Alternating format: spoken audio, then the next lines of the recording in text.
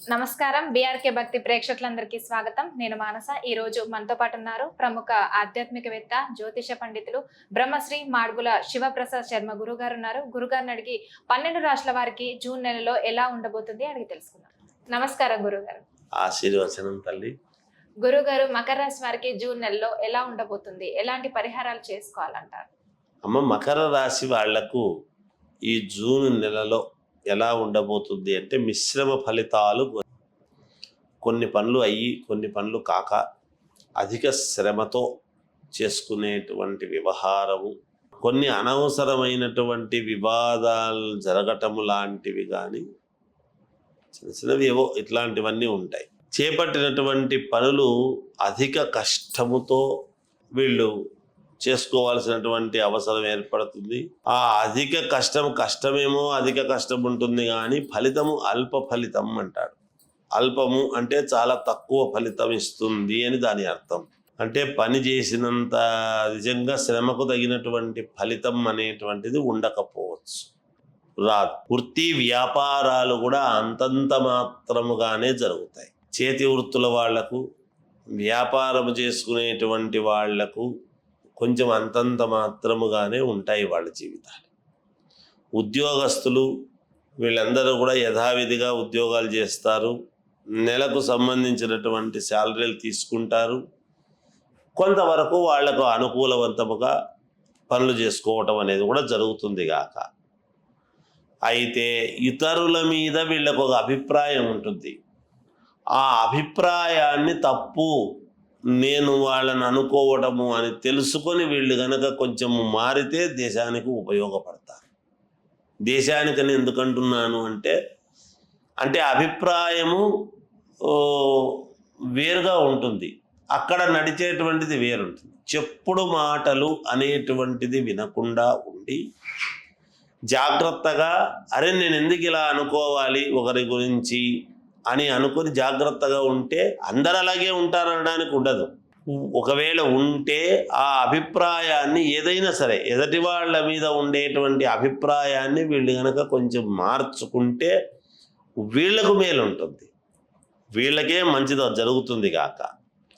అలాగే అవసరానికి చేతిలో ధనము నిలవలేక చిన్న ఇబ్బందులు అనేటువంటిది కూడా పడవచ్చు. సమయానికి ధనం చేతికి అందాలి కదా, ఎంతటి వాళ్ళకైనా సమయానికి అందకపోతే కొన్ని ఇబ్బందులు వస్తాయి. వీళ్ళ పరిస్థితి అట్లాగే ఉంటుంది. నూతన రుణాలు చేయవలసినటువంటి అవసరము, ఆవశ్యకత ఏర్పడవచ్చును. అంటే కొత్తగా రుణాలు తీసుకోవాలి, కొన్ని కావాలి అంటే రుణం తీసుకోవాలి అనేటువంటి ధోరణితో రుణాలు తీసుకోవడం అనేది జరుగుతుంది. దీర్ఘకాలిక అనారోగ్య సమస్యలు అనేటువంటివి ఉంటాయి, అవి కొంచెము బాధిస్తాయి. అనారోగ్యం ఇది ఎప్పుడు తగ్గుతుందో ఏమిటో, ఎప్పటి నుంచో ఉంది. ఈ చెయ్యి నొప్పి ఎప్పటి నుంచో నొస్తుంది, లేదా ఈ భుజం నొప్పి నొస్తూ ఉన్నది, ఇట్లా ఏవో ఈ బ్యాక్ పెయిన్ వస్తుందని, మెడల నొప్పులోనో ఏదో ఒకటి నరాలకు సంబంధించిందో, శరీరంలో ఏదో శరీర రుగ్మతలు, కొన్ని కాస్త వీపుల్లో నొప్పి కానీ, ప్రయాణాలు చేసి వచ్చిన తర్వాత కాసేపు పడుకుంటే కానీ మళ్ళీ వీళ్ళు లేచి పని చేసుకోలేకపోవడం కానీ, ఇలాంటివి అనేక రకాలు. అలాంటి వాటి వల్ల కొంత చిన్న ఇబ్బందులు అనేటువంటివి కూడా ఉంటాయి. ఇక వీళ్ళ మాటకు విలువ తగ్గుతుంది కొంచెం, అక్కడ కొంచెం మనక్లేశం ఏర్పడుతుంది. ఇంతకాలం నేను ఇలా సైగ చెయ్యంగానే చేసేటువంటి వాళ్ళు ఇప్పుడు ఈ పనులు చేయడం లేదు, ఎందుకు, నేను పిలిస్తే ఎందుకు వీళ్ళు రావటం లేదు, నేను చెప్తే ఈ పని ఎందుకు వీళ్ళు చేయడం లేదు అనేటివి, ఇలాంటివేవో కొన్ని చిన్న ఇవి ఉంటాయి. నిరుద్యోగ ప్రయత్నాలు అనేటువంటివి చేసుకోవచ్చును, వెంటనే సఫలీకృతులు అవుతారు అని చెప్పలేము కానీ చేసుకోవచ్చు. ఉద్యోగస్తులకు అదనపు బాధ్యతల వలన తగిన విశ్రాంతి ఉండటము లేదు. ఇక్కడ ఉద్యోగాలు చేసుకునేటువంటి వాళ్లకు అధిక ఒత్తిడి పెట్టడం, వాళ్ళు చేయాల్సినటువంటి పనుల కంటే రెట్టింపు పనులు ఒత్తిడి పెట్టడం, అందువలన చిన్న ఇబ్బందులు అనేటువంటివి కూడా ఉంటాయి. గృహ నిర్మాణ పనులు అనేటువంటివి కాస్త మందకొడిగా సాగుతాయి. ఇల్లు తీసుకోవాలనుకోవడం కానీ, కట్టుకోవాలనుకునేటువంటి వాళ్ళు కానీ కాస్త నెమ్మదిగా పూర్తి చేసుకోగలుగుతారు అనేటువంటిది ఉన్నది. కుటుంబ సభ్యులతో శుభకార్యాలకు వెళ్ళటం కానీ, శుభకార్యాలు ఇంట్లో ఆచరించటము కానీ, ఇలాంటివి ఏమైనా జరగవచ్చు వీళ్ళకు. ఇక విద్యార్థులు చాలా శ్రద్ధగా చదవాల్సినటువంటి అవసరం ఉన్నది. మంచి ర్యాంకు కావాలన్నా, మంచి ఉద్యోగము కావాలన్నా చాలా అనుకూలముగా చదువుకుంటేనే కదా వస్తాయి. కాబట్టి శ్రద్ధగా చదవాల్సినటువంటి అవసరము ఎంతైనా ఉన్నది అనేటువంటి. తర్వాత విదేశాలకు వెళ్ళాలి అనుకునేటువంటి వాళ్ళు ప్రయత్నాలు చేసుకోవచ్చు. ఇక రైతులకు కాస్త యోగదాయకముగానే ఉన్నది, అనుకూలముగా ఉంటుంది. ఇది వీళ్ళ యొక్క ప్రభావము అని తెలియజేస్తున్నాను.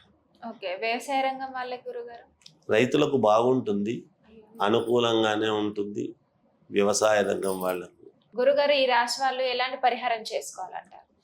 అమ్మ, ఈ రాశి వాళ్ళు మెరుగైనటువంటి ఫలితాలు సాధించటానికి వాళ్ళ ఇంటి దేవుణ్ణి ఆరాధిస్తూ పరిహారం ఏం చేసుకుంటే వీళ్లకు మేలు జరుగుతుంది అని గనక ఒకసారి మనం ఆలోచన చేసినట్టయితే 11 యాలకులు, 7 లవంగాలు, ఒక 5 కాయిన్స్ వీళ్ళ దగ్గర పెట్టుకుంటే ఈ మాసం అంతా కూడా వీళ్లకు కొంచెము అనుకూలవంతమైనటువంటి ఫలితాలు వస్తాయని తెలియజేస్తున్నాను. ఓకే గురుగారు, చాలా చక్కటి వివరణ అందించారు. ధన్యవాదాలు. జయోస్తు.